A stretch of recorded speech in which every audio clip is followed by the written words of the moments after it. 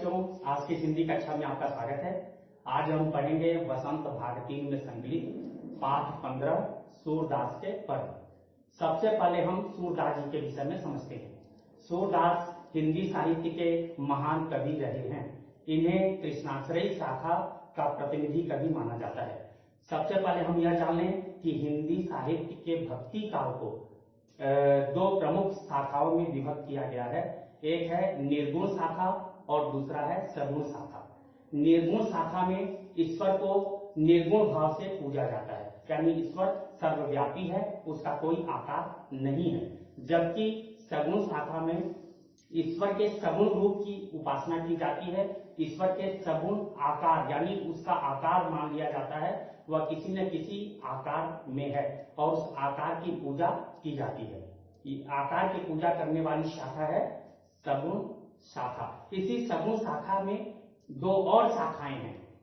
एक है रामाश्रयी शाखा, जिसमें राम को केंद्र में रखकर काव्य रचना की गई है, राम की पूजा की गई है। यानी राम को जिन कवियों ने अपना आराध्य माना और राम के विषय में कविताएं लिखी, वे रामाश्रयी शाखा के कवि माने गए। उनमें गोस्वामी तुलसीदास जी प्रमुख कवि हैं, जिन्होंने राम संबंधी अनेक काव्य लिखे, जिनमें रामचरितमानस प्रमुख है।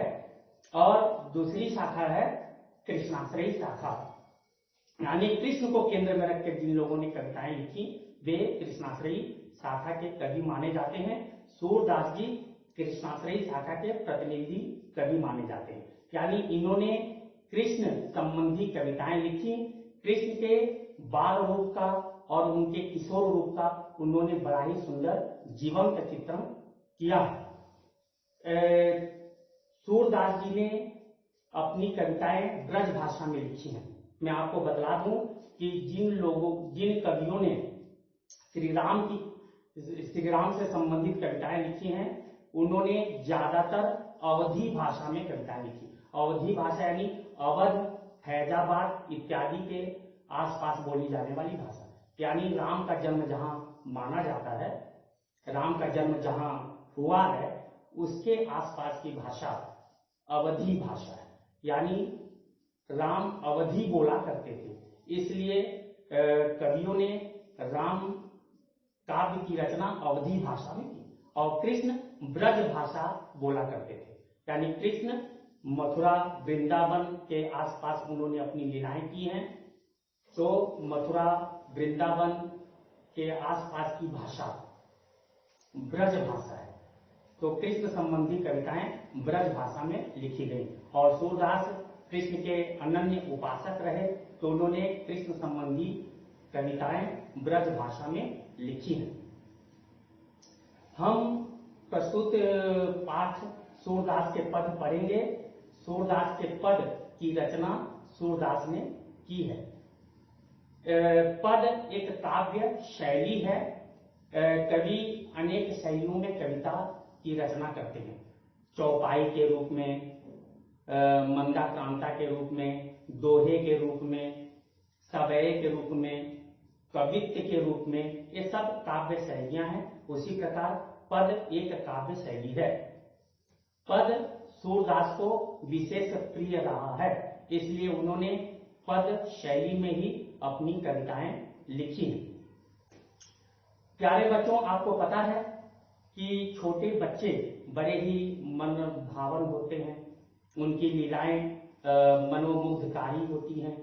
उनकी लीलाओं को, उनके हाव भाव को, उनके व्यवहार को देखकर देखने वाले बड़े प्रसन्न होते हैं, आनंदित होते हैं।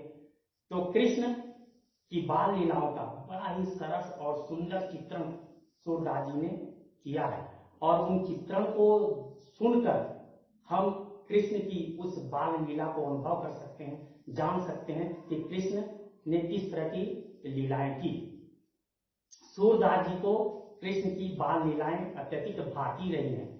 उन्होंने भ्रमर गीत के माध्यम से किशोर कृष्ण का भी चित्रण किया है, लेकिन कृष्ण की बाल लीलाओं के चित्रण में इन्हें महारत हासिल है।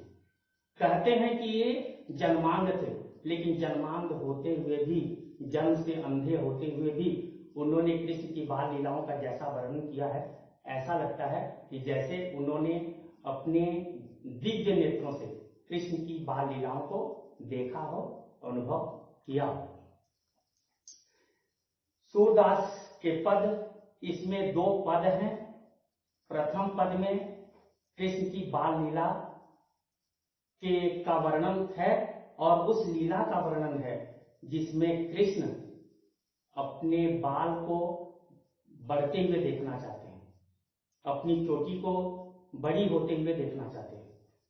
प्यारे बच्चों, आपको पता है बच्चों को भोजन करवाना माता के लिए दुरूह कार्य होता है। बच्चे जल्दी भोजन नहीं करते। बच्चों को भोजन करवाने के लिए कई बहाने बनाने पड़ते हैं। आप लोगों ने अपने घर में देखा होगा कि आपके छोटे भाई बहन हैं जो 5 वर्ष के हैं, वे जल्दी भोजन नहीं करते। अगर दूध पीने को दिया जाए, वो दूध नहीं पिएंगे। आजकल दूध पीने के लिए अगर कहा जाए और दूध नहीं पी रहे हैं तो हम उसमें कहते हैं कि इसमें बॉर्नविटा डाला हुआ है, इसमें हॉर्लिक्स डाला हुआ है और कई चीजों के नाम लेते हैं और कहते नहीं पियो, तो बच्चे पी लेते हैं। तो बच्चों को भोजन करवाना, दूध पिलवाना कठिन कार्य है, उसके लिए माताएं बहाना बनाती हैं। तो यहाँ कृष्ण भी ऐसे ही हैं। बालक है, 5-6 वर्ष के हैं, वे दूध नहीं पीना चाहते, मक्खन रोटी नहीं खाना चाहते और माता यशोदा उन्हें मक्खन रोटी खिलाना चाहती है। वे चाहती है कि भोजन करें, लेकिन वे भोजन करना नहीं चाहते। तब माता यशोदा उन्हें बहाने देकर, उन्हें लालच देकर भोजन करवाना चाहती है। और यशोदा माँ क्या लालच देती हैं? यदि तुम मक्खन रोटी खाओगे, दूध पियोगे, तो तुम्हारी ये जो चोटी है, तुम्हारे जो बाल हैं, नागिन के समान लंबे हो जाएंगे, काले हो जाएंगे, भूमि तक तुम्हारे बाल आ जाएंगे और इनसे अच्छी चोटी गूंथी जा सकेगी। तुम्हारे बड़े भैया बलराम हैं, उनसे भी अच्छी चोटी तुम्हारी गूंथी जा सकेगी। और चोटी गूंथने के इस लालच में आकर कृष्ण दूध पी रहे हैं, मक्खन रोटी खा रहे हैं, लेकिन बार बार अपनी चोटी को भी देख रहे हैं कि उनकी चोटी बढ़ी कि नहीं बढ़ी। लेकिन देखने के लिए उनकी चोटी बढ़ी नहीं है, इससे वे नाराज होते हैं, कहते रहे मैंने इतना कुछ पी लिया, मक्खन रोटी खा लिया, लेकिन मेरी चोटी अभी तक नहीं बढ़ी। क्यों नहीं बढ़ी? मां से शिकायत कर रहे हैं। तो सूरदास जी ने इसी प्रसंग को लिया है अपने इस पहले पद में। मैया कब ही बढ़ेगी चोटी, मैया कब ही बढ़ेगी चोटी, कीती बार मोही दूध पियत भई, कीती बार मोही दूध पियत भई, यह अजहू है छोटी, मैया कब ही बढ़ेगी चोटी। हे माँ, मेरी यह चोटी कब बढ़ेगी, कब लंबी होगी। कीती बार मोही दूध पियत भई, कीती मतलब कितनी बार मैंने दूध पी लिया है, लेकिन यह अजहू है छोटी। यह अजहू मतलब अभी भी छोटी ही है, यानी मेरी ये चोटी कब बढ़ेगी, मेरे बाल कब बढ़ेंगे। तू जो कहती बल की बेनी जो, वह है लांबी मोटी। तू कह रही थी कि तेरे ये बाल, तेरी यह चोटी बल, बल यानी बलराम, बलराम की बेनी के समान, चोटी के समान लंबी और मोटी हो जाएगी। यानी तुम्हारी जो चोटी है तुम्हारे बड़े भैया बलराम की तरह ही लंबी और मोटी हो जाएगी। काढ़त गुहत नहावत जय है, नागिन सी भूई लोटी। और जब तुम्हारे इन बालों को संवारा जाएगा, काढ़त मतलब संवारा जाएगा, गुहत जब इसको गूंथा जाएगा, नहावत जब तुम्हें नहलाया जाएगा, तब ये चोटी नागिन सी भूई लोटी, नागिन के समान जमीन तक फैल जाएगी, जमीन तक लौटने लगेगी। यानी तुमने कहा था कि जब तुम्हारी चोटी को गूंथा जाएगा, जब इसे संवारेंगे, जब नहलाएंगे, तब यह चोटी जमीन तक फैल जाएगी, जमीन तक लौटने लगेगी नागिन के समान। लेकिन ऐसा तो हो नहीं रहा है, अभी तक मेरी ये चोटी वैसे ही छोटी की छोटी है। कांचो दूध पियावत पची पची, देती न माखन रोटी। शिकायत करते हुए कृष्ण माता यशोदा से कहते हैं, कांचो दूध पियावत पची पची, पची पची मतलब बार बार, बार बार कांचो मतलब कच्चा दूध पिला रही हो, देती न माखन रोटी, और मक्खन और रोटी तक नहीं दे रही हो।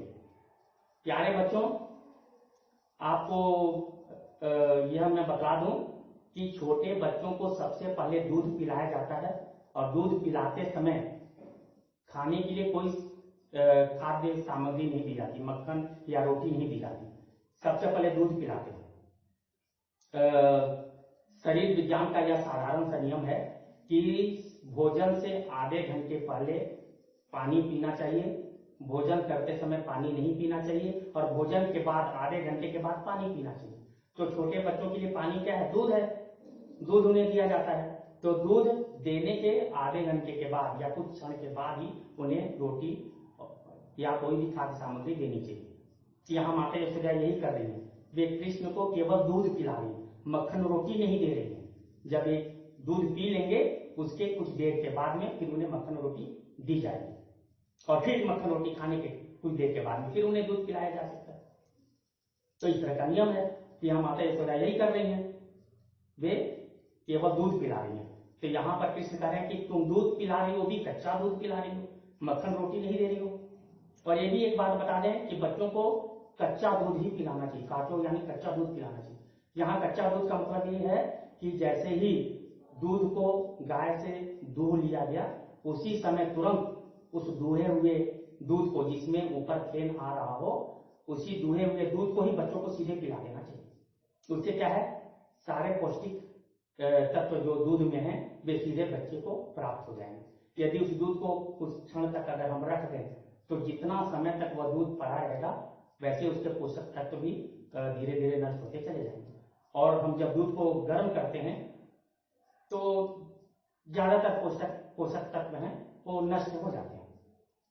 तो यहाँ माता यशोदा कृष्ण को कांचो दूध यानी कच्चा दूध पिला रही है, गर्म करके नहीं पिला रही है।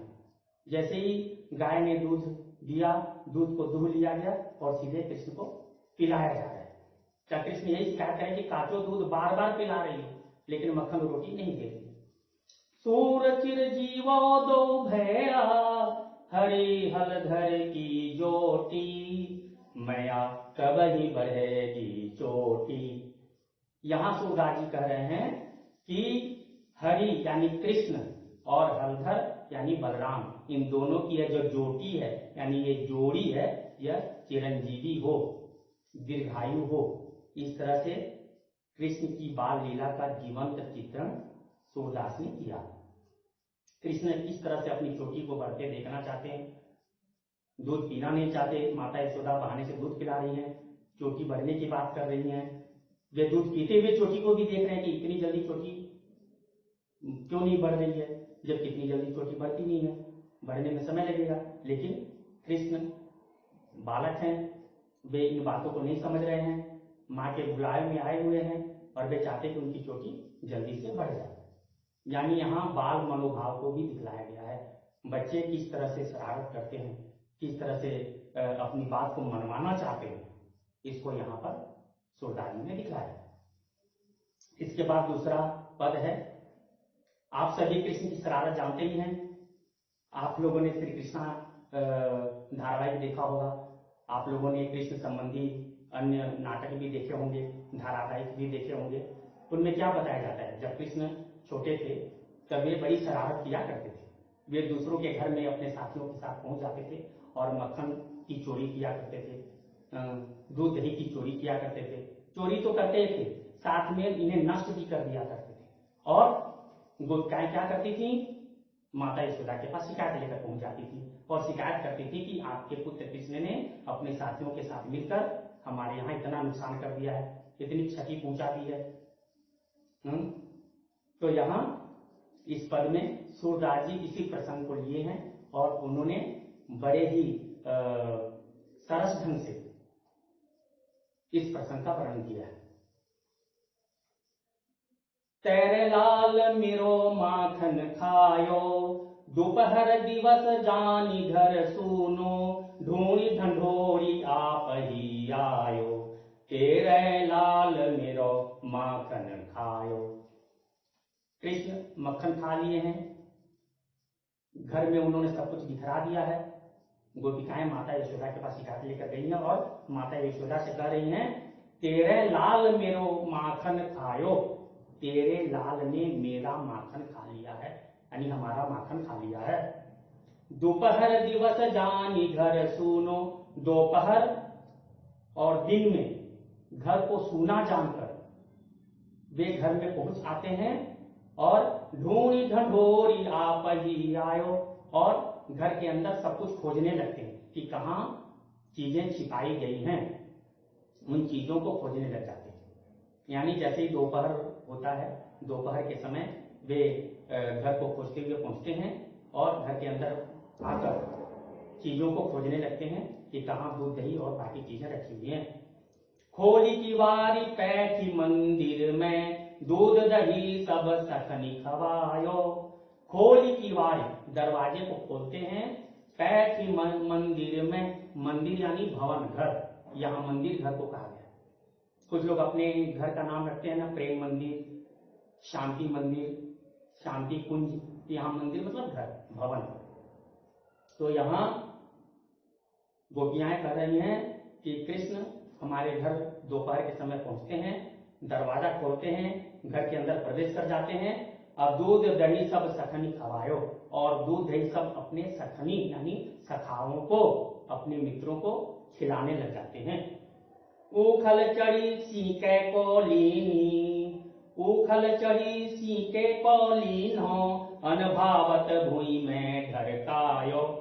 और क्या करते हैं, उखल, लकड़ी का उखल बना होता है, तो उखल के ऊपर चढ़ जाते हैं और सीके, सीके यानी एक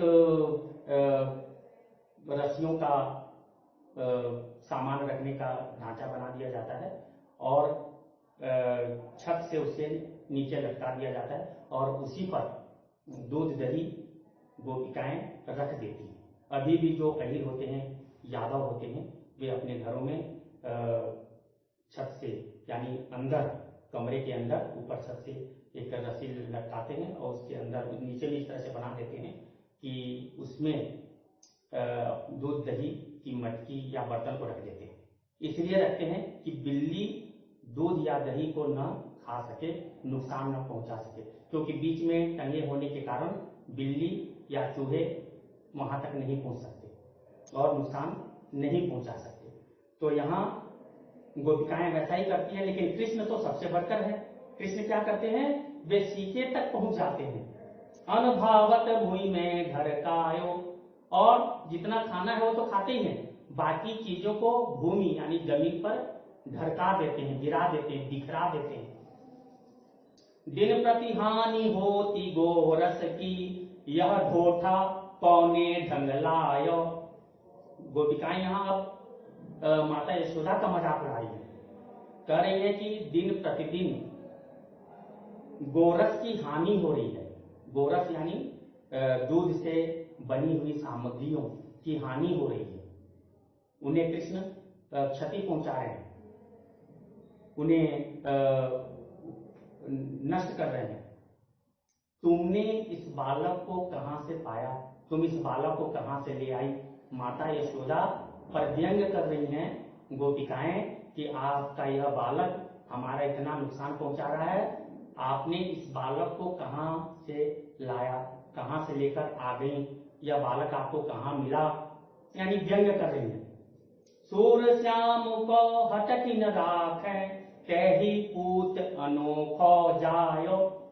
यहां सूरदास जी कहते हैं कि गोपिकाएं माता यशोदा से कहती हैं कि तुम्हारा पुत्र ऐसा है जो हमारी वस्तुओं को हानि पहुंचा रहा है, इससे अपनी वस्तुओं को बचाना, इससे अपनी वस्तुओं को संभालना, इससे वस्तुओं की रक्षा करना बहुत ही मुश्किल कार्य हो गया है। यह बिल्कुल मानता ही नहीं है, इसे जितना भी हम समझाएं समझता नहीं है, मानता नहीं है, किसी भी चीज की रक्षा इससे हो नहीं पा रही है। तुमने ऐसे अद्भुत पुत्र को कहां से जन्म दिया, कैसे जन्म दिया। तैही पुत्र अनोखो जायो, तुमने ही ऐसे पुत्र को जन्म दिया है। यह तुम्हारा पुत्र अद्भुत है, अनोखा है, और ऐसे अनोखे पुत्र को तुमने जन्म दिया है। यानी यहां गोपिकाएं माता यशोदा पर व्यंग कर रही हैं कि इतना शरारती पुत्र, इतने अनोखे पुत्र को तुमने ही जन्म दिया है, जिससे हम सभी परेशान हैं, पूरा गोकुल परेशान है, पूरा ब्रज परेशान है। तो इस तरह से सूरदास जी ने कृष्ण की बाल लीलाओं का वर्णन किया है। तो प्यारे बच्चों, आप इन दोनों पदों की व्याख्या भली भांति समझ गए होंगे। इस पाठ से संबंधित यदि जो भी प्रश्न आपसे पूछा जाए, मुझे पूरा विश्वास है कि आप उसका उत्तर आराम से दे सकते हैं। मेरे वीडियो के डिस्क्रिप्शन में इसका प्रश्नोत्तर टाइप किया हुआ है, आप डिस्क्रिप्शन में जाइए और प्रश्नोत्तर को अपनी बसंत कॉपी में लिख लीजिए और इन्हें याद कर लीजिए। ठीक है, धन्यवाद।